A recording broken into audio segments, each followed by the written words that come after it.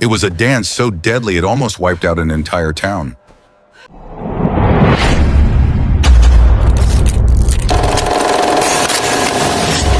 Imagine walking through Strasbourg in the summer of 1518 and stumbling upon a woman dancing alone in the street. A day passes. She's still dancing. By the end of the week, dozens of others join her. Not in joy, but in exhaustion, fear, and something no one could explain. Would you step back in horror or start wondering if it might happen to you? What invisible force made hundreds of people dance themselves to the brink of death? A single woman moving endlessly in the street doesn't sound dangerous. Yet in the summer of 1518, it triggered an outbreak that Strasbourg couldn't control. Her name was Frau Trophäa, and she began alone, stepping, twirling, and staggering in rhythm, as if pulled by something no one else could hear. Neighbors leaned out of windows, watched from doorways, and whispered among themselves, but no one dared stop her. What should have been a curious oddity stretched into days, then almost a week, with her body refusing to rest. She ate little, slept barely at all, and still the movement never ended. Soon others in the city started to copy her unwillingly. By the end of the first week, several dozen men and women were caught in the same compulsion. What worried people most wasn't joy or festivity. The dancers often looked pale, strained, and horrified by their own bodies. Chroniclers described how one person collapsed only for another to be seized by the same rhythm, as if the condition itself jumped from body to body. Within a matter of weeks, the count rose into the hundreds. Strasbourg's streets, which should have held markets and wagons, became open-air stages for unwilling performers whose energy burned past human limits. The darker detail is that many refused to stop even after fainting. Witnesses recalled people crumpling to the ground, then being pulled upright by concerned neighbors, only to resume swaying as though carried by invisible strings. Exhaustion didn't bring escape. It only dragged them deeper. Rumors swirled of deaths from heart failure or heat stroke, yet written records contradict one another. Some claim dozens died. Others keep the number vague, almost as if uncertainty itself spread alongside the spectacle. Understanding why the scene felt so threatening requires looking at the city around it. Strasbourg in 1518 wasn't thriving. It was struggling under food shortages, outbreaks of disease, and waves of poverty. The air was thick with fear that divine judgment or bad fortune had gripped the population. For people already weakened and anxious, watching neighbors throw their bodies into endless motion must have made daily pressure unbearable. The city's fragile sense of order threatened to snap. In practical terms, imagine trying to cross a square while dozens of gaunt figures sway, stumble, then rise again without control. Merchants complained about foot traffic brought to a halt. Families struggled as relatives abandoned chores or collapsed before finishing work. Normal community rhythms fell apart. What had started with a single person turned into something that resembled an epidemic, not in coughs or fevers, but in steps and spins that refused to stop. Town chronicles note the mass event clearly. Hundreds took part, but they disagree on how many lives it actually claimed. That disagreement keeps historians guessing today, but in the moment, it left citizens unsure whether they were watching madness, divine punishment, or the arrival of a plague with no cure. What united them all was fear. The outbreak was now undeniable, and city leaders realized ignoring it wasn't an option. How they responded would only intensify the mystery, because their solutions were unlike anything you'd expect. And it was at this point that things took their strangest turn. What do you do when logic can't explain chaos? Strasbourg's leaders had no guidebook for what was happening, so their choices came out strange from the start. The city council turned the matter over to physicians, hoping for medical clarity. Instead, the advice they handed back was the opposite of common sense. Keep the dancers moving. The reasoning was that the body had overheated blood that needed draining, and the only way to push it out was through more motion. So instead of putting a stop to it, the government created spaces for it to grow.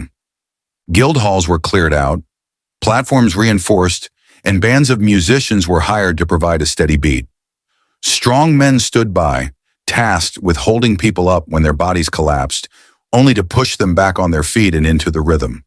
What should have been a medical ward became more of a grim festival.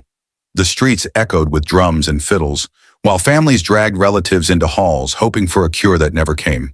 Instead of easing suffering, the organized activity turned into a magnet. Crowds gathered to watch. Onlookers shifted from curious to anxious as they saw more and more people stagger into the dance. Each new participant convinced neighbors that the disorder could strike anyone. This wasn't entertainment. People often moved against their will, faces showing strain. Yet the stage-like setting gave it the appearance of performance, and the very act of watching brought others into the orbit of the plague. Rather than shrinking, the outbreak ballooned further, and word spread faster than before. Physicians defended their approach by sticking to their original theory. This was not possession or sin, but a physical imbalance that demanded release. They claimed dance was a cure, but dropping religious fears from the explanation didn't mean the clergy let it go. To the priests of Strasbourg, the entire episode looked like divine punishment, maybe even demonic influence. And that belief caught fire among ordinary citizens. When the numbers didn't fall, the situation flipped almost overnight. City authorities turned from instructing people to dance to banning music altogether. Public celebrations were canceled. Inns and taverns were silenced. Even weddings were stripped of musicians. Imagine walking through Strasbourg at that time, the air unusually separate from song, an eerie quiet in a culture that usually marked every feast and church day with sound. The council's fear was clear, that melody itself fed the sickness, and silence could starve it. None of it worked. If anything, the constant reversals deepened people's fears. Each failed measure gave the episode more mystery, convincing the public that this was no simple sickness. When neither dance nor silence could fix it, the city shifted away from science and civic planning altogether. They brought in relics, prayers, and the names of saints, searching through ritual what reason could not provide. Soon, that form of response grew as well, and from processions to shrines, the focus turned fully to faith. It was in that climate that even stranger practices began to appear. 500 years later, people still can't agree on what actually made the citizens of Strasbourg dance themselves to exhaustion. The most common suspect you'll hear about is ergot poisoning. Ergot is a fungus that grows on rye, and when bread is made from contaminated grain, it can produce chemicals with effects similar to hallucinogens. At first glance, it sounds like a neat explanation. Imagine a city already under stress from famine, eating tainted bread, and then experiencing visions and strange behavior. It checks some boxes, but when you look closer, the theory doesn't hold together. Ergotism is known to cause terrifying symptoms, but the main ones don't match what people in Strasbourg described. Victims of ergot poisoning often suffer from violent convulsions, severe stomach cramps, or even gangrene that destroys tissue in the extremities. It weakens circulation and movement, leaving people incapacitated. It doesn't cause groups of people to dance for hours on end. If anything, the condition should have left people bedridden, not staggering through the streets in rhythmic motion. This mismatch is why most historians steer clear of the ergot idea, because the physical effects don't explain the persistence or the scale of the outbreak. That pushes us to another candidate: mass psychogenic illness. You can think of this like a collective breakdown triggered by extreme stress. Strasbourg in 1518 had all the right conditions for it: famine, disease, and a heavy religious culture where fear of punishment from God weighed on everyday life. With people already stretched thin, the sight of one person losing control could signal to vulnerable minds that the same thing was happening to them. Add in the collective stress piled on from bad harvests and outbreaks of illness, and you have a population primed for a psychological eruption. Seen through this lens, the Strasbourg epidemic looks less like a foodborne sickness and more like a shared response to fear, a way the body released tension through uncontrollable movement. If one or two people start, others on the edge of collapse might find themselves swept up too, not through infection, but through the power of shared suggestion.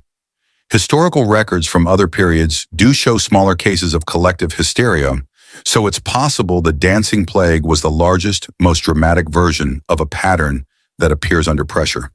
Of course, the people living at the time didn't think in those terms. Their explanations leaned on the frameworks available to them. Doctors spoke about overheated blood needing to be released through motion. Priests saw punishment for sins, or even possession by darker forces. For ordinary citizens, these competing claims added weight to the terror because there wasn't a single way to make sense of it. The reality is that no theory fully explains what happened. Some argue for a mix of psychological stress expressed through religious ideas, which then took shape as the bizarre compulsion to dance. Others leave it as an unsolved historical riddle. With no blood samples, no controlled records, and no way to recreate the conditions, the truth may never come with certainty.